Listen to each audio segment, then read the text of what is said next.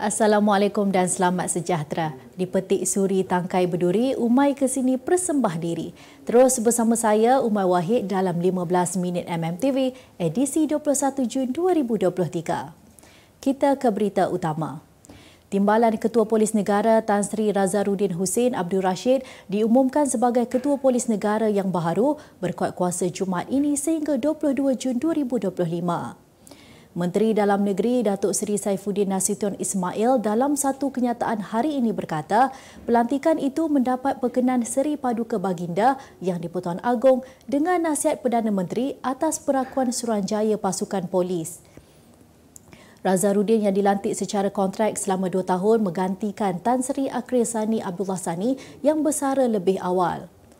Berumur 61 tahun, Razarudin berkelulusan Ijazah Sarjana Sains Sosial Pengajian Kepolisan daripada Universiti Kebangsaan Malaysia sebelum ini menjawat pelbagai jawatan di peringkat negeri dan kontingen. Sementara itu, Pengarah Jabatan Siasatan Jenayah JSJ Bukit Aman, Datuk Seri Ayub Khan Piche pula akan mengisi kekosongan kerusi nombor 2 Polis Diraja Malaysia PDRM sebagai timbalan Ketua Polis Negara yang baru. Belia berumur 18 hingga 20 tahun atau pelajar sepenuh masa di Institut Pengajian Tinggi IPT boleh mula mendaftar untuk menerima kredit RM200 menerusi program e-Belia Rahmah mulai Isnin ini.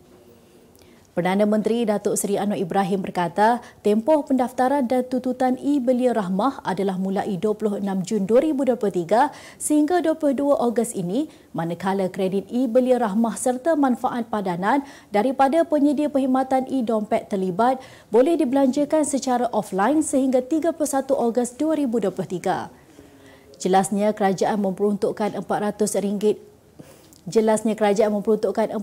juta bagi program e-Belia Rahmah di bawah Belanjawan 2023 yang akan memanfaatkan seramai 2 juta belia yang layak. Selain bertujuan untuk memupuk budaya pembayaran tanpa tunai dalam kalangan belia, ini juga usaha dalam meringankan beban kewangan golongan ini. Menurutnya, selain bantuan RM200 dalam bentuk kredit e-tunai daripada kerajaan, penyedia perkhidmatan e-dompet terlibat turut akan memberikan insentif tambahan dalam bentuk bauser, pulangan tunai atau diskaun mata ganjaran sepanjang tempoh program ini. Pengarah Syarikat Perkhidmatan Media mendedahkan kepada Mahkamah Tinggi Kuala Lumpur hari ini bahawa beliau menerima hampir RM23 juta daripada bekas Perdana Menteri Datuk Seri Najib Razak sebagai upah menulis ucapan dalam bahasa Inggeris. Datuk Muhammad Omar Mustafa daripada Syarikat Semarak Konsortium 1 Sdn Bhd menyatakan pelantikan syarikat itu dalam penyediaan ucapan tersebut tidak pernah dibuat secara rasmi, sebaliknya hanya dibuat secara lisan. Selain itu, Muhammad Omar memberitahu pembayaran bagi perkhidmatan yang telah diberikan dibuat secara bulanan melalui 39 keping cek yang ditandatangani sendiri oleh Najib antara 3 Mac 2011 hingga 23 April 2014. Saksi pendakwaan kes 45 itu berkata, demikian dalam pembicaraan kes penyelewengan dana RM2.3 bilion One Malaysia Development Berhad 1MDB yang dihadapi Najib. Suruhanjaya Pilihan Raya SPR dijangka adakan pilihan raya negeri PRN serentak selepas hampir semua 6 negeri mengumumkan tarikh cadangan pembubaran Dewan Undangan Negeri masing-masing. Setakat ini hanya Terengganu yang belum mengumumkan tarikh pembubaran DUN, bagaimanapun ia akan terbubar dengan sendirinya pada 30 Jun ini.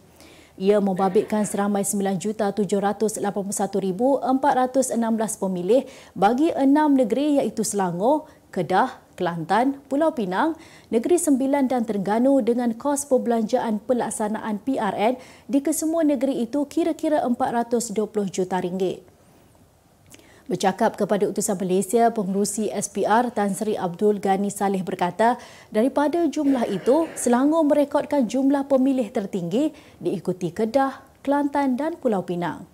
2 negeri mencatatkan pemilih di bawah 1 juta pengundi, iaitu Terengganu dan Negeri Sembilan. Berdasarkan Undang-Undang Pilihan Raya dan Perlembagaan Persekutuan, pilihan raya hendaklah diadakan dalam tempoh 60 hari selepas SPR terima tarikh pembubaran DUN. Utusan Malaysia dan Cosmo melancarkan satu lagi produk terbaru. Apa yang ada dalam iklan nega? Ia adalah platform yang tepat dan efektif untuk mengiklan antaranya pelbagai jenis notis, cautan kosong, hartanah, tender, kenderaan, mencari wali atau waris dan pelbagai lagi. Apa yang anda cari? Semuanya ada di sini. 2 dalam 1. Layari iklaneka.utusan.com.my.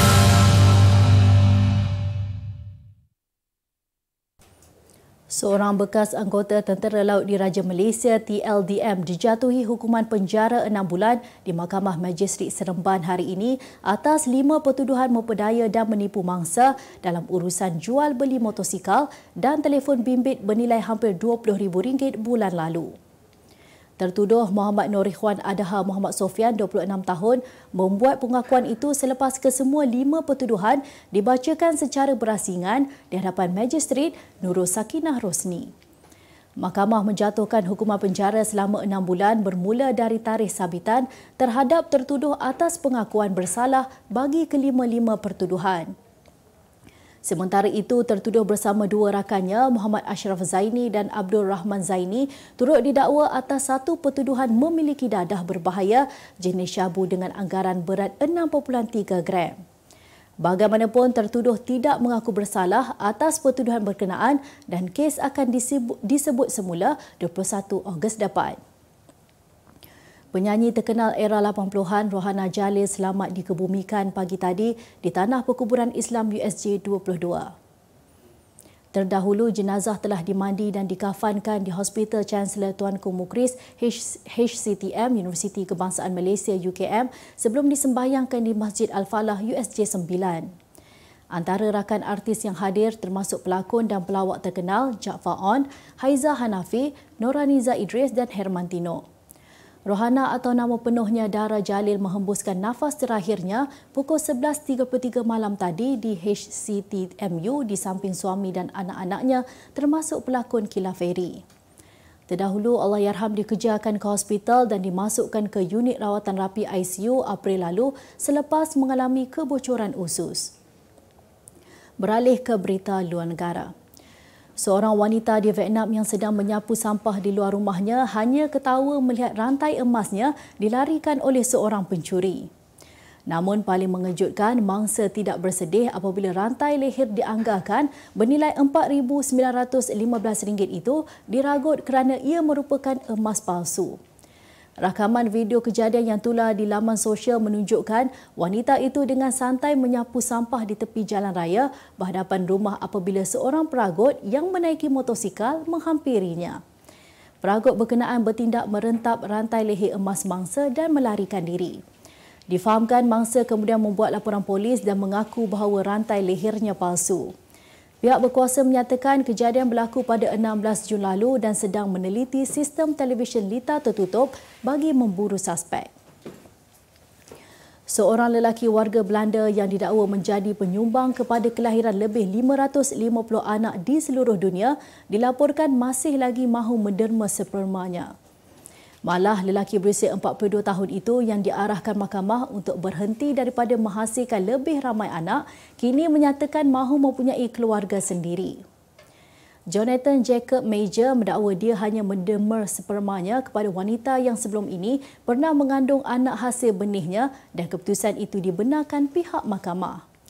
Kira-kira 375 anak menggunakan sperma didermakan Jonathan menetap di Belanda, 80 lagi di Jerman, 35 Belgium, 4 Argentina dan 2 di Australia. Jonathan mula menderma spermanya pada tahun 2007 selepas mendaftar sebagai penderma di 11 sebuah klinik kesuburan dan bank sperma Denmark Cyrus. Kemas kini pengetahuan anda tentang isu ekonomi dan pasaran. Merangkumi sektor hartanah, perniagaan, keuangan, komoditi, IKS, halal niaga dan dunia korporat. Sentiasa ikuti perkembangan ekonomi semasa di dalam dan luar negara. Semua informasi terkini hanya di hujung jari. Dapatkan edisi ringgit setiap Isnin hanya di Akhbar Utusan Malaysia.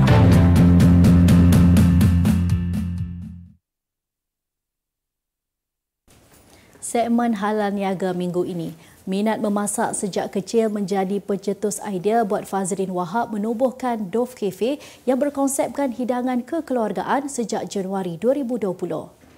Menyajikan masakan barat, Asia dan Melayu, Dove Cafe sentiasa memastikan produknya memenuhi cita rasa pelanggan dengan menawarkan harga yang berpatutan.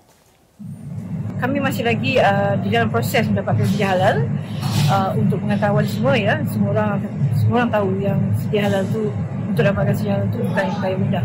Sementara kami sedang menunggu untuk mendapatkan sedia halal. Dan walau bagaimanapun, supplier kita semuanya mempunyai sedia halal yang sah. Ya, pengetahuan supplier kita semua adalah supplier yang berpengalaman besar di dalam bidang pengedaran bahan mentah, ya,